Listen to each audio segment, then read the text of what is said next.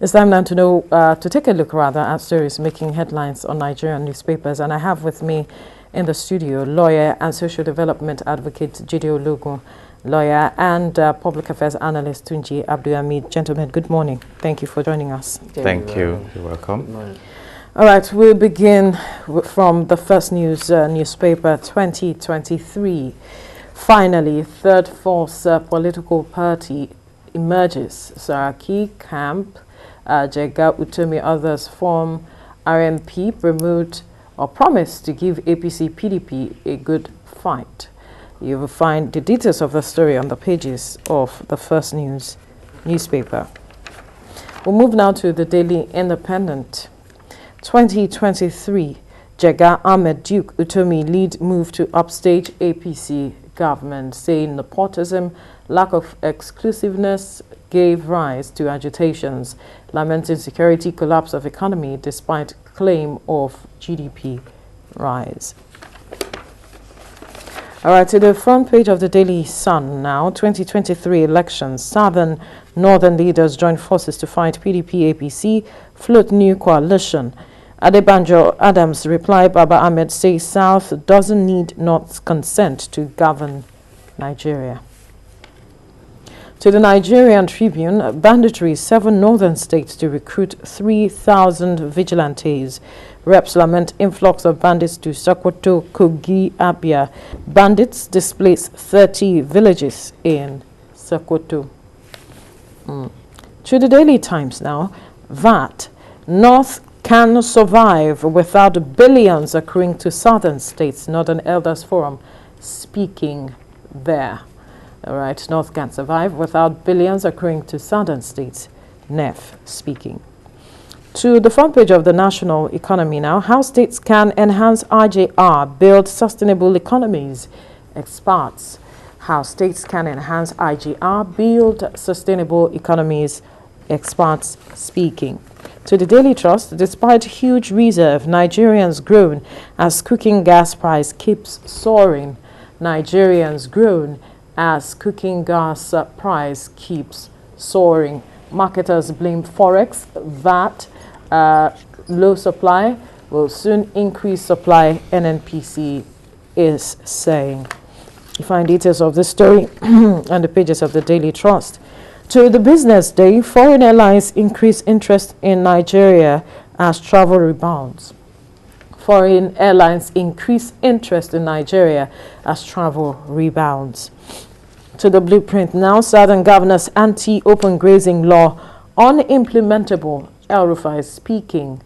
Southern governors anti-open grazing law unimplementable. Rufai speaking. To this Nigeria newspaper, open grazing, Rufai blows hot. Southern governors politicizing issue. Rufai blows hot, says Southern governors are politicizing the issue. All right, to the front page of the Nation newspaper, anti-open grazing, Rufai attacks Southern governors. They are making political law that can't be implemented. They are making political law that can't be implemented. Rufai speaking there. And to the Leadership newspaper now, 36 days after assent, President Muhammadu Buhari seeks amendment to PIA, that's the Petroleum Industry Act. You find details on the pages of the Leadership newspaper. To This Day newspaper now, Buhari proposes new amendments to PIA, nominates regulatory boards, seeks expansion of upstream midstream memberships, appoints Komalafe CEO of URC, retains DPR Awalu, removes petroleum finance ministries from agencies' boards, sends EFCC board nominees for approval. And to the front page of the Nigerian News Direct, balanced geopolitical representation. Buhari seeks amendment of PIA. Board without ministers makes NNPC commercial entity. Oyebanji. Amendment shows Buhari is flexible. Fawibe. And to the front page of the Punch, expert lament as federal government spends 20 billion naira on idle Ajakuta steel in 6 years. Recurrent expenditure gets 18.7 billion naira, capital 1.4 billion naira under Buhari regime. Ajakuta steel project a waste of government's scarce resources, says experts. To the Vanguard newspaper, policy somersaults drive auto industry off the roads. Chinese brands make inroads, 500 billion naira new investment rot away. Investors move to Ghana. Dealers see further decline, blame policy environment. All right, gentlemen, let's quickly begin with this story on the front page of a majority of the papers this morning, talking about the governor of Kaduna State's reaction to the anti-open grazing law. We saw a majority of southern states signing the bill into law. Lagos State did that, I think, 2 days ago. And the reactions, it has generated reactions. Miyetti Allah has reacted. We're seeing Rufai, governor of Kaduna State, also reacting. He's saying that southern governors are politicizing the issue. And I'm wondering if that is what you see the southern governors doing, seeing that they are the security officers of their states, and they are trying to protect their citizens of the states. That is what a lot of persons believe, but it seems Rufai thinks otherwise. It's very wonderful that you presented a springboard. What has brought us to where we are now? The unpalatable insecurity in the country. So if Governor Rufai is claiming that these laws are political in nature, I quite agree with him, because politics has to do with managing communities. Right. And I mean, if you look at Section 14, subsection 2 of the Nigerian Constitution 1919 as amended, it says that the security and the welfare of the people shall be the primary purpose of government. So he is right in that line.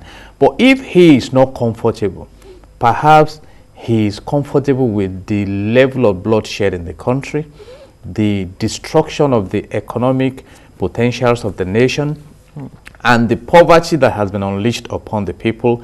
Above all, the fact that we are confronted with a bleak future, because how do you explain, and I'm asking again now, how herders are killing people in the name of farmers herders clash? Or have we not read how these Islamic states of West Africa and their agencies of operation killed 25 soldiers after killing about 10 recently, killing about 600 children, destroying lives as if lives are chicken? So if Governor Rufai believes that this law that the southern stakeholders are putting in place to secure their environment is unfriendly, he has a choice. He can recall his own people that, okay, if you're not comfortable with those laws, come back here and do your business. Anybody can stay in any part of the country. But constitutionally, states have the power to make laws. And Nigerians have frequently made reference to the laws in Kano. Kano has her own peculiarities. They do not want open sale of alcohol, and that law is there. I doubt if any southern governor has come out to criticize that. So we have said it. Security is sacrosanct. And if some think that they are comfortable with insecurity, then let them throw their people back. After all, we have been hearing now that without the North, Lagos and Rivers may not be able to survive in the realm of that. I clap for that. Then leave Lagos alone. Leave Rivers alone. Then let them be able to have people that can add value to them. And right now, to conclude on this section, I think the country is getting more polarized by pronouncements coming from leaders, different kinds of threats. But we are saying this nation must be secured. Right. Let me come to you, Tunji Abdulhammed. One question that came up while we were having a conversation on this set recently was the aspect of why is it difficult for our leaders to have a conversation that will move the country forward, agree on a front, especially on matters like this, the issue of open grazing. We have also the issue of that, different, extreme positions we see from different sides. Why is it so difficult to agree on something that we believe will move the nation forward? Yeah, to me, the answer is simple. They are not able to agree on one particular position because they are not moved by national interests. They are moved by their ethnic and religious interest and sentiment. You can see the statement coming out from the leaders these days. It's not about how the country will be secure, how the country will grow. It's about south, west, north, or south, northern. Those are the statements coming out from a leader. You can see the issue of pronouncement regarding rotational presidency, some other issue. So I think, to me, until we decide to see the country as one, until we decide to petition the issue of south, southwest, southeast, all those colorations. Yes, we may not move forward because everybody is seeing issue now from this is from the perspective of where they belong, and it's dangerous to us. It's dangerous if we are to move forward. We can't move forward with this kind of mindset because if you are talking about presidential election, people will be talking about. We are not looking at whether the candidate that's coming will be competent or is not competent. We are looking about where is he coming from, when we don't even have a provision in the constitution that talks about rotational presidency. A president, as far as I'm concerned, a president can come from one particular region if he's able to perform, if he's doing well. Because this political of a team, this becoming a president of a team, is not about talking, it's not about division, it's about politics, it's about strategizing.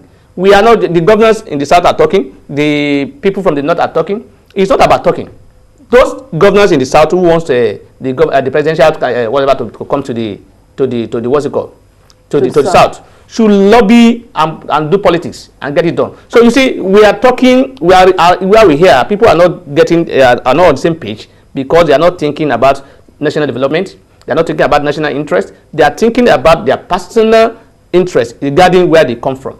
In other words, they are trying to protect their own alone. So, and that is very dangerous to us. When we think about our people alone, my community, my state, we can't move anywhere. We should see ourselves as human beings, and all of us as Nigeria. Then we can move forward. We can agree.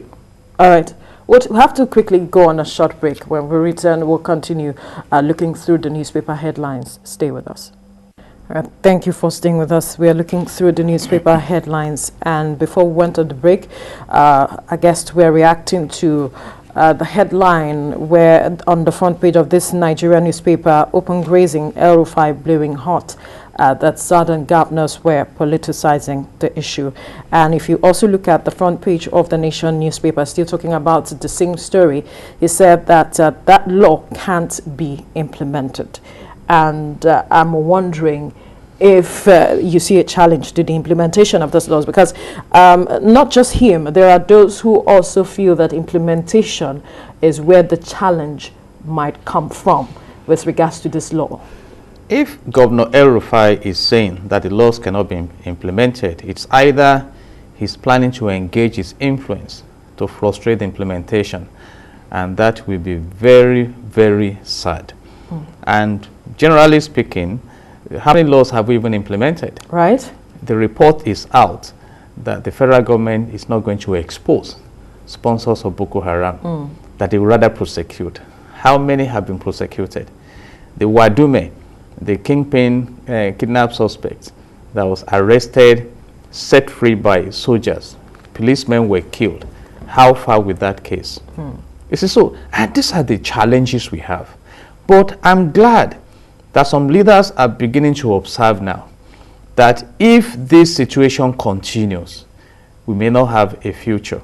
In fact, Governor El-Rufai himself is now claiming that except we invest in education, our future is threatened. Right. So I see a kettle of confusion here. Where are we going? And if he is now saying some states cannot implement laws, maybe he should wait till he becomes the president of Nigeria. And I hope that electorates are watching these people now, benchmarking their mindset and what they represent, to consider them when they present themselves for election. And so, but I mean, and you look at Benue State, for example. This law is in place in Benue State, and some socio-cultural, economical groups rose up to say this law will not be implemented. But by the way, I'm setting a new gate. My dear governors, this is not about open grazing of cows. It's about taking over the land of Nigeria. So don't be distracted. It's not about open grazing, that they are rearing their cows openly. Though that has its health hazard. But the big issue now is that forests are being taken over. Farmers are being taken to the state. Exactly. General Theophilus Danjuma, retired, mentioned it in his own state, that the military may be colluding with criminals on ethnic cleansing. You see, so it's not about rearing of cattle. And I'm sounding this note of warning as a concerned Nigeria. All right. Now, Sokoto is complaining that bandits are flooding there. In fact, the president and commander-in-chief of the armed forces, President Muhammadu Buhari, whom I respect so much, said at the time that when he came into office, he inherited Boko Haram. Now he is dealing with banditry, kidnapping, and we are being given the impression that these activities of terrorism is limited to northeastern part of the country. It's a lie. All parts of the country now are groaning potentially under terrorism, because these repentant or unrepentant bandits that have been radicalized are being pushed into other parts of the country. So governors, you need to wake up to secure your communities. All right. I believe that you have said a lot with regards to this aspect, and stakeholders are listening. Let's quickly touch on this matter. The 76 UN General Assembly is on, and the president is at that meeting. And the representative of Nigeria to the UN, permanent representative, I beg your pardon, that's Mohammed Bande, has said that the president will join other members of that meeting to push for vaccine equity, as also will be pressing other issues that has to do with bilateral meetings, share success stories on the country's contribution to stabilizing West Africa region.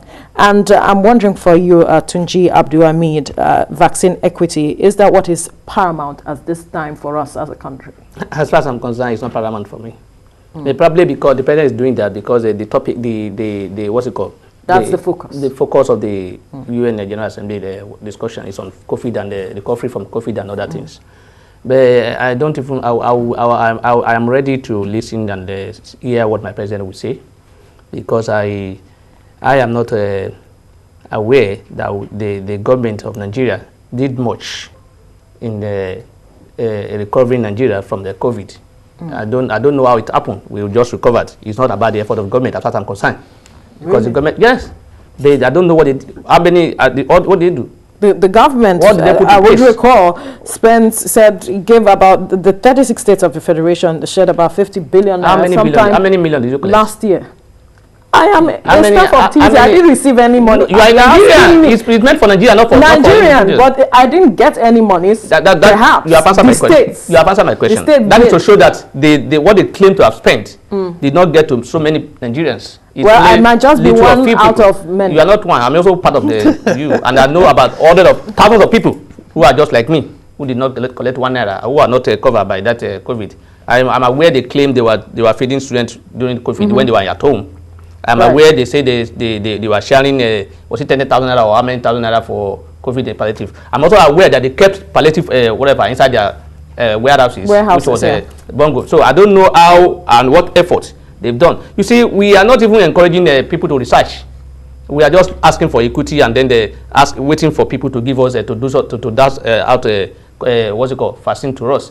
Are we not supposed by now to be putting people in place to say, look, go and do research. Let's see what we can come out with.